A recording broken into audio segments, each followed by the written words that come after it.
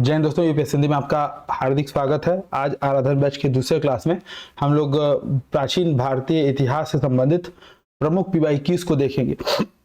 कई लोग का कमेंट आया था कि सर इस पे आप जो है मतलब पहले से बता दीजिए कि कल किस पे क्लासेस होंगी या किस टॉपिक से रिलेटेड प्रश्न होगा। तो देखिए, बेसिकली यूपीएससी की खासियत रही है रैंडमनेस, ठीक है, और उसी रैंडमनेस को हम लोग यहाँ पे बरकरार रखे हैं।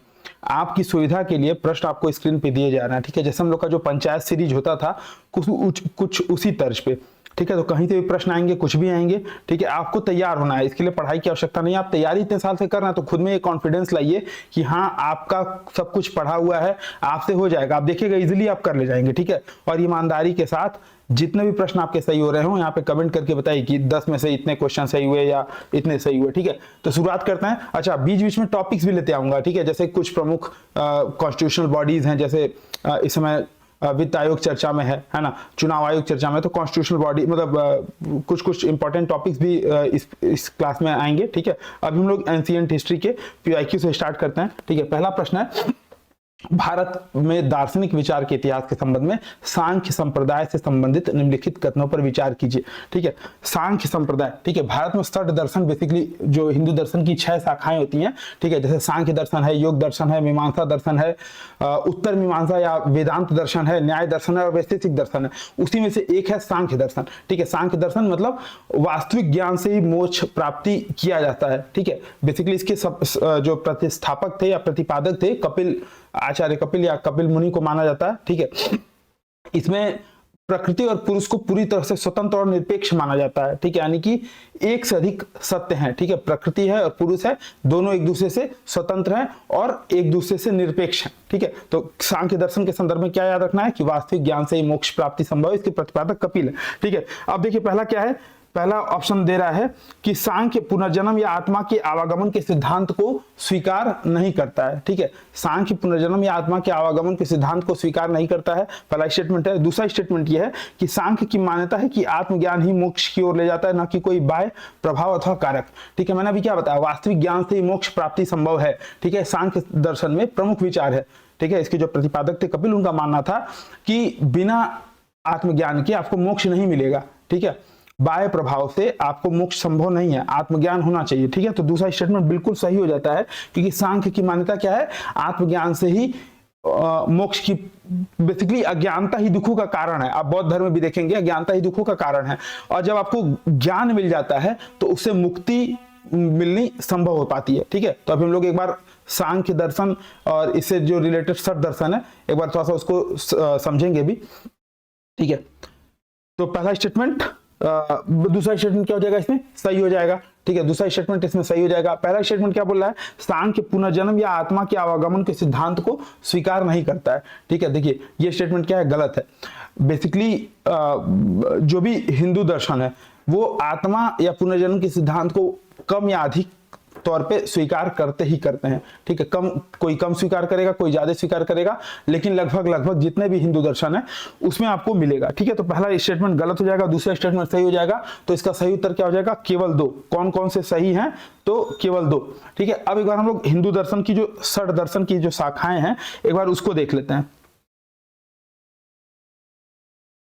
ठीक है। तो पहला तो यही था सांख्य दर्शन, ठीक है, पहला।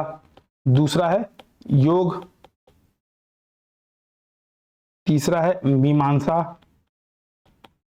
फिर चौथा आ जाएगा उत्तर मीमांसा, ठीक है। इसमें कुछ फैक्ट आपको याद रखने हैं, वो याद होने ही चाहिए, ठीक है। पांचवा आ जाएगा आपका सांख्य दर्शन, योग दर्शन, मीमांसा, उत्तर मीमांसा, वैसे न्याय और वैशेषिक न्याय, और छठा तो इसको याद उंगलियों पे याद रखना है आपको, वैशेषिक, ठीक है। अब अगर प्रमुख बात करें तो सांख्य के कौन है, कपिल मुनि इसके प्रतिपादक हैं, सांख्य के कपिल हैं। सांख्य क्या बोलता है, बेसिकली वास्तविक ज्ञान से ही मोक्ष की प्राप्ति संभव है, और प्रकृति और पुरुष, ठीक है, जो पूरी सत्ता है वो प्रकृति और पुरुष से मिलकर बनी है, दोनों एक दूसरे से स्वतंत्र है और निरपेक्ष हैं, ठीक है। योग, अच्छा योग क्या बोलेगा, इसके संस्थापक कौन है, पतंजलि, याद होगा आपको, योग के संस्थापक पतंजलि हैं। योग बोलता है बेसिकली ध्यान और योग से मोक्ष संभव है, यानी कि मानसिक तंत्र में जो विकार है उसको शुद्ध और नियंत्रित करके प्रकृति और पुरुष मतलब प्रकृति से पुरुष की जो है मतलब मिलन, ठीक है, प्रकृति और पुरुष, प्रकृति मतलब ईश्वरीय सत्ता, पुरुष मतलब भौतिक सत्ता, ठीक है, जैसे मैं पुरुष और भगवान प्रकृति।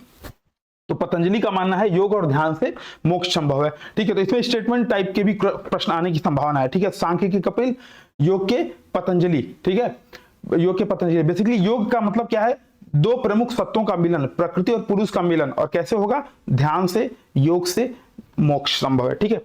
एक आता है मीमांसा, ठीक है, मीमांसा के संस्थापक कौन है, जैमिनी, ठीक है, मीमांसा के संस्थापक जैमिनी है। ये बेसिकली आप ऐसे समझिए कि अनुष्ठान, ठीक है, जो यज्ञ हवन पूजन ये सब होता था, तो अनुष्ठान जो है, अनुष्ठान से मोक्ष संभव है। बेसिकली हमारा जो हिंदू दर्शन है, हिंदू दर्शन की जो 60 दर्शन की शाखाएं हैं वो मोक्ष पे बल देती हैं। अंतिम लक्ष्य क्या है जीवन का, मोक्ष, मोक्ष की प्राप्ति, तो सभी मोक्ष की तरफ जाएंगे, ठीक है। उत्तर मीमांसा, इसको वेदांत भी बोल देते हैं उत्तर मीमांसा को, ठीक है, वेदांत दर्शन, ठीक है। वेदांतों का मूल क्या है, बेसिकली वेद है, ठीक है। ये एक आध्यात्मिक दर्शन है जो कि ब्रह्म आत्मा, आप जैसे आप देखेंगे कि वेदांत की कई शाखाएं बाद में होती हैं, जैसे शंकराचार्य थे तो अद्वैतवाद की स्टार्ट होता है, रामानुजाचार्य थे विशिष्टाद्वैत होता है, मध्वाचार्य थे द्वैताद्वैत, वल्लभाचार्य थे शुद्धाद्वैत और निम्बकाचार्य थे भेदाभेदवाद, है ना। तो अभी हम सारा एक बार लिखवा दूंगा, मतलब समझा दूंगा एक बार, तो ऐसे समझते चलिए। वेदांत दर्शन, ठीक है, बेसिकली वेदांत दर्शन के कोई संस्थापक नहीं थे, लेकिन वादरायण को माना जाता है, ठीक है, वादरायण, है ना, वादरायण प्रमुख इसमें ऋषि रहते हैं। ईसा पूर्व 2री सदी में वादरायण का ब्रह्मसूत्र, ठीक है, इसका मूल ग्रंथ माना जाता है। तो इसलिए मान लिया जाता है कि वेदांत दर्शन या उत्तर मीमांसा जो दर्शन है उसके संस्थापक कौन है, वादरायण थे, ठीक है। तो इसकी कई धाराएं मिलेगी, अद्वैत वेदांत, विशिष्टाद्वैत, द्वैताद्वैत, शुद्धाद्वैत, है ना, भेदाभेद, द्वैता, मतलब अभी हम लोग उस पर डिस्कस कर लेंगे एक बार, ठीक है। याद करने वाली चीजें समझना अनिवार्य है ही, याद भी आपको इस पे होना चाहिए, ठीक है। जैसे मीमांसा के जैमिनी, वेदांत के वादरायण, सांख्य के कपिल, योग के पतंजलि, उंगली पे याद होने चाहिए आपको, ठीक है।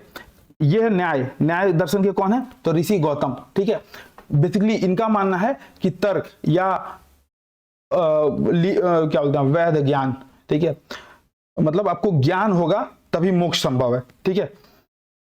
जो सांख्य दर्शन क्या था, वो वास्तविक ज्ञान, ये बोलते हैं तर्क शक्ति युक्त ज्ञान, ठीक है। तो गौतम न्याय, बेसिकली न्याय होता क्या है, न्याय तर्क होता है, ठीक है। तर्क की कसौटी पे आप किसी को कसते हैं, जैसे आप जज हैं, आपको ऐसा नहीं आप अपने मन से या अपने पूर्वाग्रह के आधार पर किसी को निर्णय नहीं दे सकते, जो आपके सामने तथ्य रखे जाएंगे उसके आधार पर आप तर्क बनाएंगे और उस तर्क के आधार पर आपको डिसीजन देंगे। तो न्याय दर्शन गौतम ये बोलते हैं तथ्यपूर्ण या तर्कपूर्ण वैध ज्ञान से ही मोक्ष संभव है, ठीक है। बेसिकली किसी वस्तु का ज्ञान क्या है, जैसे मान लीजिए सूर्य, ठीक है, सूर्य का ज्ञान हमको कैसे पता चलता है, सूर्य को स्टार्टिंग में देवता माना जाता है, ठीक है। तो बेसिकली सूर्य का क्या रोल है ना, जैसे आप सूर्य को समझिए, तो जो साइंटिफिक पर्सन होंगे वो सूर्य को एक क्या बोलते हैं, एक ऑब्जेक्ट की तौर पे देखेंगे, जिसके मूल में या जिसके चारों जो अगल बगल है वो हमारा जो हमारे ग्रह सिस्टम है उसके चारों ओर डेवलप हुए हैं, ठीक है। लेकिन वही अगर आप आध्यात्म में जाएंगे तो सूर्य देवता के रूप में आ जाते हैं। तो न्याय दर्शन बोलता है कि जब आपको वास्तविक तर्कपूर्ण ज्ञान संभव होगा तभी आपको मोक्ष मिलेगा। तो सूर्य को आप साइंटिफिक टर्म में देखेंगे तभी आप समझ पाएंगे सूर्य मोक्ष का मतलब। अब मोक्ष का हर व्यक्ति के लिए अलग अलग मतलब हो सकता है, ठीक है। जो व्यक्ति जीवन की अंतिम अवस्था में, उसका मोक्ष का मतलब मुक्ति, पुनर्जन्म और पुनर्जन्म के बंधन से मुक्ति, ठीक है। तो न्याय, बेसिकली न्याय के संस्थापक कौन है, गौतम। और एक आता है वैशेषिक, इसके संस्थापक है कणाद, ठीक है। तो आपको ये 6 दर्शन याद होने चाहिए, सांख्य के कपिल, योग के पतंजलि, मीमांसा के जैमिनी, उत्तर मीमांसा के वादरायण, न्याय के गौतम और वैशेषिक के कणाद, ठीक है। कणाद बेसिकली क्या है कि कणाद जो वैशेषिक दर्शन है ये बेसिकली यथार्थवादी और वस्तुनिष्ठ दर्शन है, ठीक है। क्षिति जल पावक गगन समीरा, पंच तत्व से बनी शरीरा। तो ये ब्रह्मांड को 5 तत्वों से मानती है, पृथ्वी जल वायु अग्नि और आकाश, ठीक है। बेसिकली कर्म के नियम में भी क्या बोलते हैं, कणाद मतलब कण और कर्म से युक्त संसार को मानता है, ठीक है। तो वैशेषिक दर्शन हो गया। अब एक बार थोड़ा सा जो वेदांत आधारित अन्य दार्शनिक मत है एक बार उसको देख लेते हैं, ताकि आप लोग का एक ये पूरा सेट ऑफ क्वेश्चन तैयार हो जाएगा, क्योंकि इससे प्रश्न आने की संभावना है, ठीक है। पहला है अद्वैतवाद, ठीक है। द्वैतवाद, इसके संस्थापक है शंकराचार्य। अच्छा, इसमें क्रोनोलॉजी पूछ सकता है, ठीक है, शंकराचार्य। ठीक है, फिर एक थे रामानुजाचार्य, क्या बोलते हैं, विशिष्ट अद्वैत।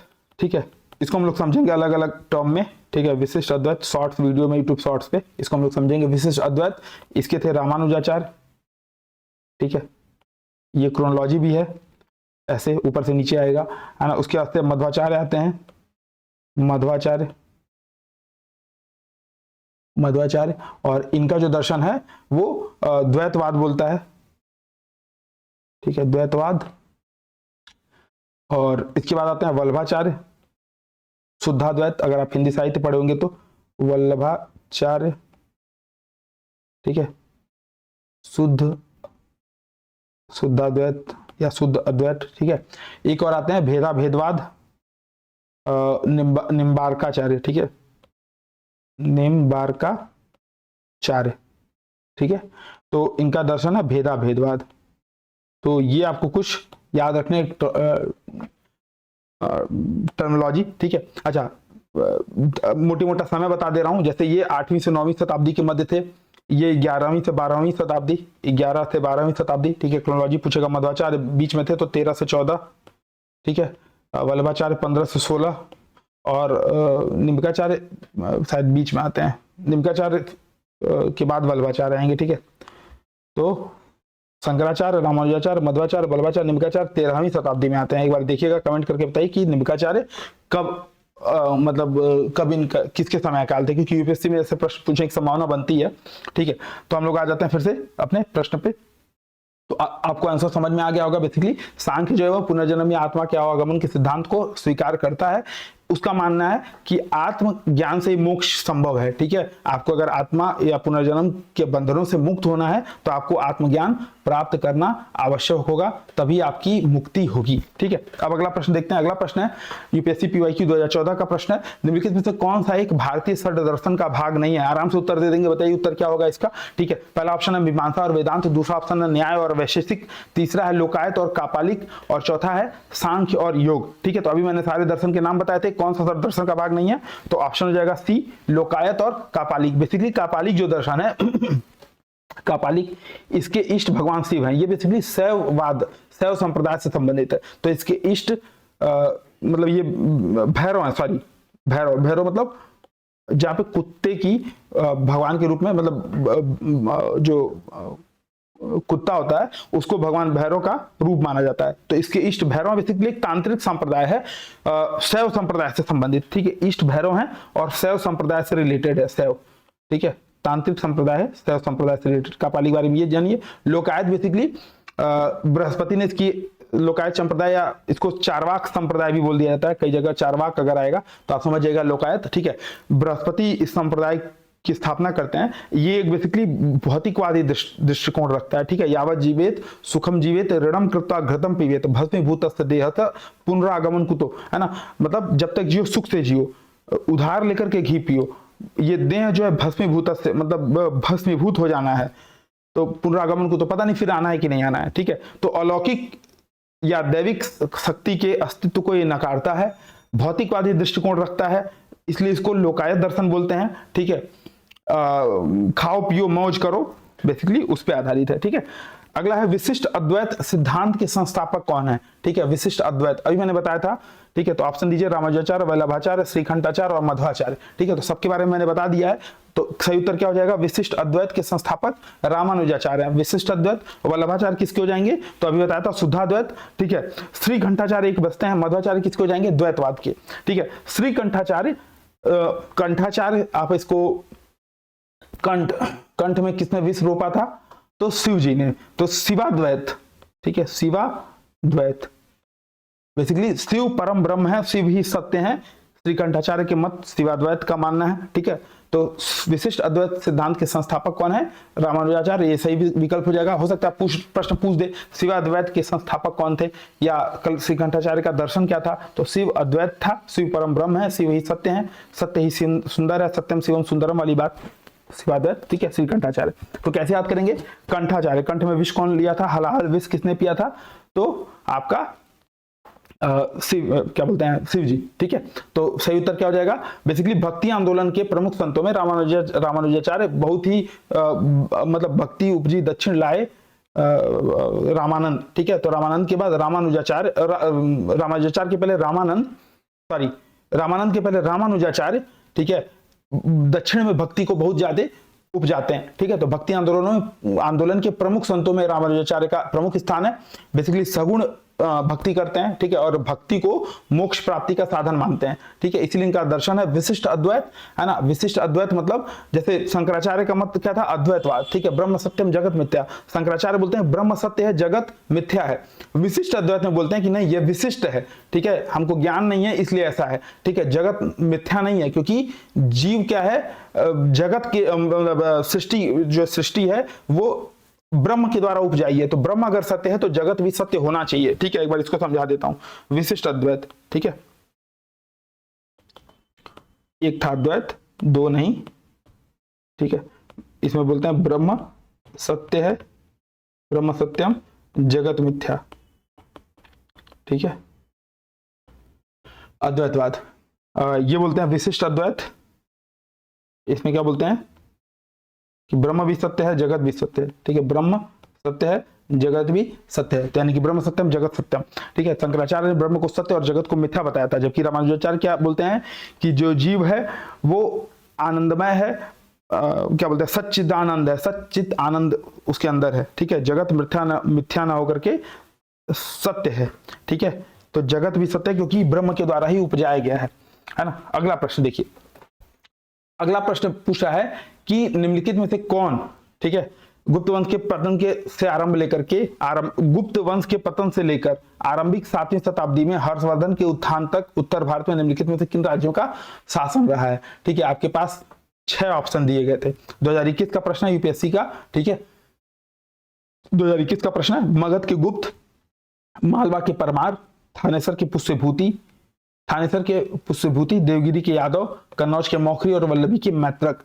ठीक है, अब देखिए ये ऐसे ही प्रश्न आपको ट्रिकी टाइप के प्रश्न है। आप कितना भी मिडाइवल हिस्ट्री पढ़ लीजिए, कितना भी एंशिएंट हिस्ट्री आपको बहुत सही से तैयार हो, ऐसे प्रश्नों में गाड़ी फंस जाती है, क्योंकि घूम जाता है दिमाग, यहाँ पे घूम जाता है। ठीक है, जैसे प्रश्न क्या है, गुप्त वंश के पतन से लेकर के, यानी कि 4वीं शताब्दी के बाद से लेकर के 7वीं शताब्दी के मध्य में हर्षवर्धन के उत्थान तक उत्तर भारत में निम्नलिखित में से किन राज्यों का शासन था? बेसिकली 6वीं शताब्दी के मध्य तक जो गुप्त साम्राज्य का पतन, जब मतलब 4वीं शताब्दी के अंत से तो खत्म ही होना शुरू हो जाता है, लेकिन 6वीं शताब्दी के मध्य तक जाते जाते गुप्त साम्राज्य पतनित हो जाता है और अनेक स्थानीय सामंत और शासक अपनी स्वतंत्रता की, बेसिकली गुप्त के ही सामंत रहते हैं, तो गुप्त के जो सामंत और शासक रहते हैं अपनी स्वतंत्रता की घोषणा करते हैं, है ना, और कई सारे इसमें निकल के सामने आते हैं। अब इसको ट्रिकी क्वेश्चंस को हल कैसे करना है? ठीक है, जैसे इसमें 2 ऑप्शन आपको दिखेगा, मालवा के परमार। ठीक है, परमार बेसिकली आपको मध्यकालीन इतिहास में मिलेगा।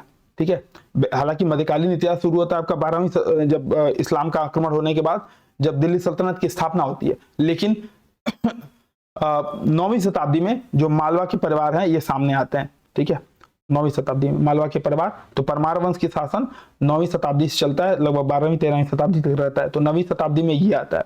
हर्षवर्धन कहां तक रहे हैं? 700। ठीक है, हर्षवर्धन 7वीं शताब्दी तक रहे हैं। तो अब दूसरा ऑप्शन हटा दीजिए, तो ये हट गया, ये हट गया। ठीक है, अब बचा 5 और 6 और 1 3 4 6। ठीक है, यानी कि 6 तो आएगा ही, है ना। अब देवगिरी के यादव भी 13वीं शताब्दी तक आपको दिखेंगे। ठीक है, 13वीं शताब्दी से दिखेंगे आपको देवगिरी के पास, तो ये भी ऑप्शन आपका हट जाएगा। तो सही विकल्प हो जाएगा 1 3 4 6। ठीक है, तो आप क्या करेंगे, अभी कमेंट करके बताएंगे। मैं इसको इजीली बता सकता था, लेकिन होता क्या है कि कंफ्यूजन होगा, और दूसरा आप लोग इसमें इंटरेस्ट नहीं लेंगे। तो आपके लिए होमवर्क ये है कि बताइए, मगध के गुप्त, मालवा के परमार ये तो मैंने बता दिया, देवगिरी के यादव भी मैंने बता दिया था। ठीक है, थानेसर के पुष्यभूति, कन्नौज के मौखरी और वल्लभी के मैत्रक, ये 4 वंश जो है कब शासन में स्टार्टिंग हुई थी इनकी। ठीक है, हिंट आपको दे रहा हूं, 7वीं शताब्दी के आसपास ही हुई थी। ठीक है, अगला प्रश्न है, भारत की यात्रा करने वाले चीनी यात्री हुएन त्सांग ने तत्कालीन भारत की सामान्य दशाओं और संस्कृति का वर्णन किया। इस संदर्भ में निम्नलिखित में से कौन सा कथन सही है? पहला, सड़क और नदी मार्ग लूटमार से पूरी तरह सुरक्षित थे। ठीक है। दूसरा, जहां तक अपराधों के लिए दंड का प्रश्न है, अग्नि, जल और विष द्वारा सत प्रतीक्षा की जाना ही किसी व्यक्ति की निर्दोषिता अथवा दोष निर्णय के साधन थे। व्यापारियों को नौघाटों और नौकाओं पर शुल्क देना पड़ता था। ठीक है। अब आपको बताना इसमें से कौन कौन से विकल्प सही है। ठीक है। हुएन त्सांग, जिसको प्रिंसेस ऑफ ट्रेवलर भी बोला जाता है, हो सकता है प्रश्न आ जाए कि प्रिंसेस ऑफ ट्रेवलर, ठीक है, किसको बोला जाता था? तो हुएन त्सांग को प्रिंसेस ऑफ ट्रेवलर यानी कि घुमक्कड़ों का राजकुमार हुएन त्सांग। ठीक है। तो एक प्रश्न बनने की संभावना इस पे भी बनती है। ठीक है। तो भारत की यात्रा करने वाले चीनी यात्री हुएन त्सांग का वर्णन, जैसे जो चीनी यात्री का जो हुएन त्सांग का भारत वृत्तांत है, ठीक है, उसमें तत्कालीन भारत के सामाजिक, राजनीतिक, आर्थिक, धार्मिक और प्रशासकीय पक्ष पे बहुत अच्छे से उसने लिखा हुआ है। ठीक है। वो बताता है बेसिकली उसके वर्णन, मतलब कई सारे आपको वर्णन मिलेंगे, थोड़ा थोड़ा मैं बता देता हूँ। जैसे बोलता है कि ब्राह्मण जो है इसमें सर्वाधिक पवित्र और सम्मानित जाति के रूप में मिलता है। क्षत्रिय जो होता है वो युद्ध राजा की जाति होती है, राजा वाली क्वालिटी के लिए क्षत्रिय होना चाहिए साहब। ठीक है। कर्तव्य परायण, क्षत्रियों को कर्तव्य परायण बताया है, ब्राह्मणों को सर्वाधिक पवित्र बताया है। ठीक है। वैश्य को वो व्यापारी के रूप में उल्लिखित करता है, और मछुआरों, जल्लाद, भंगी जैसी जातियों को बताता है कि वो नगर सीमा के बाहर निवास करती हैं, और बताता है कि नगर में जो भवन, दीवारों, इनका निर्माण ईंटों से किया जा रहा है। तो बेसिकली भारत के समृद्धशाली इतिहास के बारे में बताता है। गाय मांस, गौ मांस खाने पे पूर्ण प्रतिबंध, हो सकता है प्रश्न आ जाए क्योंकि इस समय बहुत ज्यादा ये सब चर्चा में रहा। तो हो सकता है चीनी यात्री के वर्णन में कौन कौन से वर्णन मिलते हैं, तो हो सकता है स्टेटमेंट दे दे कि गौ मांस खाने पे पूर्णतः प्रतिबंध था। ठीक है। मछुआरे, जल्लाद, ये सब जातियां शहर की सीमा में ही निवास करती थी। ठीक है। तो ऐसे स्टेटमेंट आपको हो सकता है दे दे, है ना। अब देखते हैं इस पे। पहला है, सड़क मार्ग और नदी मार्ग लूट मार से पूरी तरह से सुरक्षित थे। बेसिकली जो हुएन त्सांग था ना, खुद ही लूट का शिकार हो गया था। ठीक है। इसको 2 बार था। ठीक है। क्या बोलते हैं, हुएन त्सांग की बलि चढ़ने की स्थिति नौबत आ गई थी। ठीक है। खुद 2 वर्णन इसके मिलते हैं, बहुत ज्यादा क्या बोलते हैं इंटरेस्टिंग रहते हैं। पहला वर्णन ये मिलता है कि बताता है कि मुझे ही बलि चढ़ाया जाने वाला था, वो तो कैसे कैसे करके मैं बचा। ठीक है। शायद कुछ क्या बोलते हैं बवंडर वगैरह आ गया था, हवा तेज चलने, मतलब कुछ ऐसा हो गया था, तूफान आ गया था, तो इस वजह से इसकी बलि चढ़ने से ये बच जाता है। नहीं तो ये वर्णन आता है कि इसकी बलि चढ़ने वाली थी। ठीक है। और दूसरा वर्णन आता है कि ये खुद लूट का शिकार हुआ था। तो सड़क और नदी मार्ग लूट मार से सुरक्षित है, गलत हो जाएगा। अब जो पहला गलत होगा तो ये होगा ना, ये होगा ना, ये होगा ना, ये होगा। ठीक है। तो उस समय 2 सिद्धि का साधन क्या था? अग्नि, जल और विष। ठीक है। अब आपको अग्नि में जल के बताना होगा कि आप सच हैं। जल में आपको जल पी करके या जल का क्या बोलते हैं शपथ लेकर के आपको बोलना होगा कि मैं जल की शपथ करके कहता हूं कि मैं सच बोल रहा हूं। और विष पी करके बोलना होगा कि अगर मैं विष पी लिया हूं, अगर मैं सच्चा हूंगा तो मरूंगा नहीं। ठीक है। ये साधन थे। अब जाहिर सी बात है, बताने की आवश्यकता नहीं है कि किस को जो उच्च वर्ग थे उनको जल की शपथ दिलाई जाती थी और निम्न वर्ग को अग्नि और विष की। ठीक है। तो अपराधों के लिए दंड सिद्धि ऐसे होती थी और शुल्क देना पड़ता था। ठीक है। क्योंकि वही साधन था राज्य की आय का। ठीक है। निम्नलिखित में से कौन सा उपवाक्य उत्तर हर्षकालीन स्रोतों में प्रायः उल्लिखित हुंडी के स्वरूप को परिभाषित बताता है? ठीक है। ऑप्शन है, राजा द्वारा अधीनस्थों को दिया गया परामर्श, प्रतिदिन का लेखा जोखा, बही, विनिमय पत्र, सामंत द्वारा अधीनस्थों को दिया गया आदेश। बेसिकली भारत में साख पत्रों का प्रचलन बहुत प्राचीन है। ठीक है। उसको हुंडी कहते थे।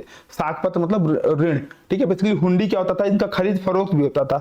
हुंडी का मतलब ऐसे समझ लीजिए कि 2 तरह से सामान खरीदाते थे। जैसे हड़प्पा सभ्यता की बात करेंगे या वैदिक काल के पहले की बात करेंगे तो उस समय मुद्रा का प्रचलन नहीं था वैदिक काल में। तो उस समय वस्तु विनिमय प्रणाली चलती थी, बाल्टर सिस्टम। ठीक है। उसके बाद से जब सिस्टम डेवलप होता है तो या तो जो सौदा लिया जाएगा तो नगद भुगतान होगा या तो बंद पत्र के माध्यम से किया जाएगा। ठीक है। सामने वाला बोल देगा ठीक है मेरा इतना बकाया है या मैं इतने की इनको हुंडी जारी करता हूं। उस हुंडी को वो चाहे तो किसी और को बेच दे, चाहे तो किसी और से ले ले।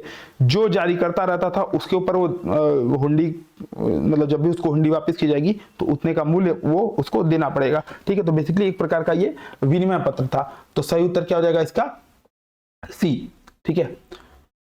फिर प्रश्न है, भारतीय इतिहास के संदर्भ में निम्नलिखित में से कौन सी सामंती व्यवस्था के अनिवार्य तत्व हैं? पहला है अत्यंत सशक्त केंद्रीय राजनीतिक सत्ता और अत्यंत दुर्बल प्रांतीय और स्थानीय राजनीति। देखिए, जब भी एक्सट्रीम स्टेटमेंट दे, आपको नहीं पता है सही या गलत है, तो उसको गलत मान लेना है, ठीक है, ये ध्यान रखिएगा। केवल ऐसे प्रश्न आ जाए कि केवल केंद्रीय राजनीतिक सत्ता जो है अत्यंत शक्तिशाली थी, तो जहां केवल आ गया, अत्यंत आ गया, एक्सट्रीम स्टेटमेंट आ रहे हैं, तो अगर नहीं पता है तो वो क्या हो जाएंगे? गलत हो जाएंगे, ठीक है। पीवाईक्यू जब आप लगाएंगे तो एनालिसिस कर पाएंगे उसका। तो पहला स्टेटमेंट क्या हो जाएगा? गलत। पहला स्टेटमेंट गलत करते ही उत्तर देखिए, तीसरा सही है, दोनों में आ रहा है, पहला गलत, पहला गलत, है ना, पहला गलत, तो ए और डी कट गया, अब बचा बी और सी, ठीक है, यानी कि तीसरा सही है। सामंत और उसके अधिपति के भी स्वामी और दास का संबंध था, तो तीसरा आपको पता है, नहीं पता है, सही होना ही होना है। अब दूसरा देखिए, भूमि के नियंत्रण और स्वामित्व पर आधारित प्रशासनिक संरचना का उदय होता है। सामंती व्यवस्था में क्या होता है? सामंत को पास क्या होता है? भूमि के कुछ अधिकार होते हैं, ठीक है। तो ऐसी प्रशासनिक संरचना का उदय आपको भारतीय इतिहास में मतलब क्या बोलते हैं इसको, बेसिकली कौटिल्य के अर्थशास्त्र, मतलब कौटिल्य के अर्थशास्त्र में मिलता है, तो मौर्य काल में ही स्टार्ट हो जाता है, ठीक है। लेकिन सामंती व्यवस्था शक और कुषाण काल में थोड़ी सी उससे सुदृढ़ होती है, और उसके धीरे धीरे आप देखेंगे कि 2 गुप्त काल के बाद हर्षवर्धन के शासनकाल तक आते आते बहुत ही प्रतिष्ठित हो जाती है, और मुगल व्यवस्था में तो बहुत अच्छे से चलती है, ठीक है। तो 2 और 3 इसके सही हो जाएंगे, उत्तर हो जाएगा बी, 2 और 3 सही, ठीक है। अगला देखिए, भारत के इतिहास के संदर्भ में निम्नलिखित युग्मों पर विचार कीजिए, ठीक है। आपको बताना है ये जो युग्म थे ये कहाँ थे, ठीक है। तो पहला है भीलसा, ठीक है, भीलसा मध्य प्रदेश, द्वार समुद्र महाराष्ट्र, गिरिनगर गुजरात, स्थानेश्वर उत्तर प्रदेश, ठीक है। ये ऑप्शन है आपका, 2020 का प्रश्न था, ये ऑप्शन है। अब देखिए, भीलसा जो है बेसिकली मालवा क्षेत्र में विदिशा को भीलसा बोला जाता था, ठीक है, भीलों की राजधानी, मतलब भील प्रदेश भीलसा, तो विदिशा मालवा क्षेत्र में विदिशा है, ठीक है। तो ये स्टेटमेंट, ये जो मैच है वो सही है, ठीक है, ये मैच सही है। गिरिनगर बेसिकली गुजरात में है, ठीक है, गिरिनगर गुजरात में है। गुजरात में जो गिर के जंगल पाए जाते हैं, वहां पे गिर नस्ल की गाय भी होती है, ठीक है, और जो एकमात्र ऐसा बसेरा है जहाँ पे एशियाई शेर रहते हैं। तो गिरनगर गुजरात बिल्कुल सही है। अब 2 ऑप्शन बचा, द्वार समुद्र और स्थानेश्वर, ठीक है। हालांकि अगर आपको ये दोनों पता है तो उत्तर आपके सही हो जाएंगे वैसे ही, ठीक है।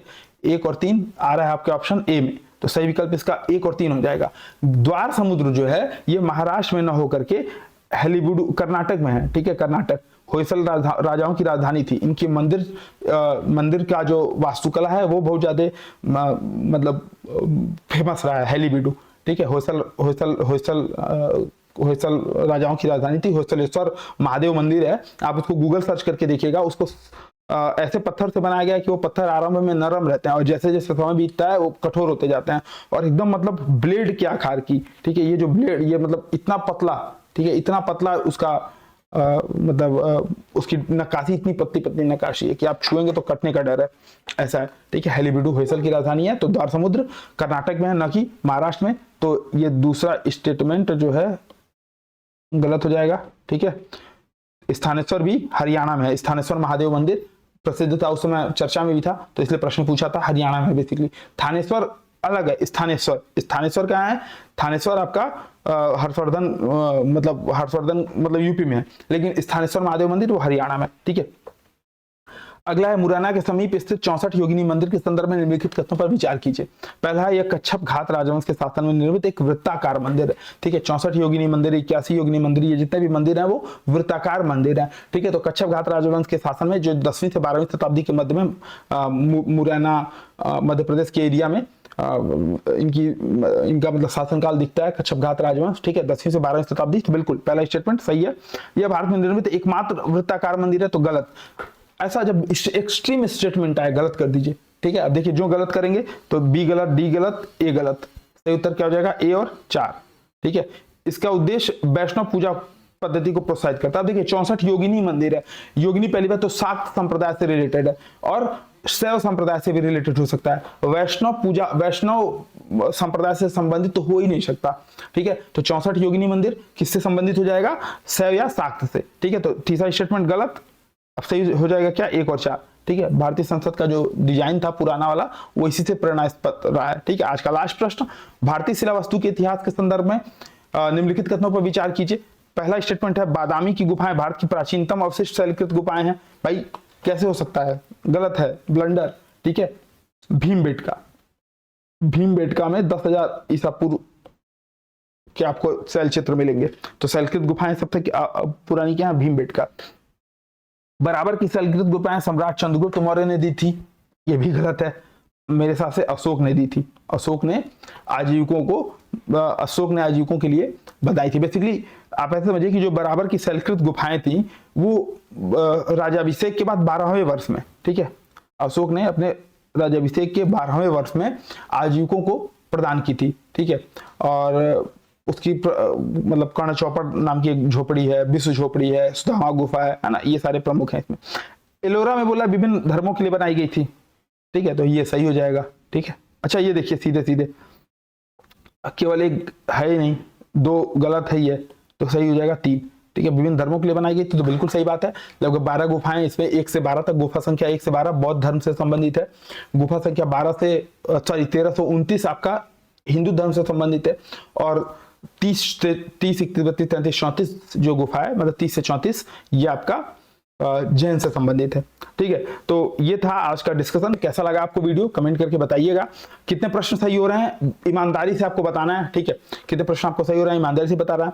कॉन्सेप्ट समझ में आ रहा है या नहीं, कहीं भी अगर कोई दिक्कत हो रही है तो कमेंट करके जरूर बताइएगा। ठीक है, मिलते हैं नेक्स्ट सेशन में, तब तक के लिए जय हिंद, जय श्री राम। अच्छा एक चीज और है, इसको ज्यादा से ज्यादा शेयर करिए। ठीक है, और थोड़ा सा कमेंट जरूर करिएगा कितने प्रश्न सही हो रहे हैं। इससे ये होगा कि एनालिसिस हो पाएगा कि लेवल क्या जा रहा है। ठीक है, मतलब कितने लोग के कितने सही हो जा रहा है। ठीक है, तो कमेंट जरूर करिएगा। मिलते हैं नेक्स्ट वीडियो में, तब तक के लिए जय हिंद। एक चीज और बीच में रोकना, मतलब बंद करने से पहले एक बार और बता देता हूं, इसका कोई आपको शेड्यूल नहीं दिया जाएगा। इसलिए शेड्यूल नहीं देना है क्योंकि रैंडमनेस की तैयारी करनी है, रैंडमनेस का एग्जाम है, रैंडमनेस की तैयारी करनी है, तो आप तैयार रहिएगा, कुछ भी आ सकता है। 20 से 30 मिनट का वीडियो रहेगा। ठीक है, तो नेक्स्ट वीडियो में मिलते हैं। जय हिंद, जय श्री राम।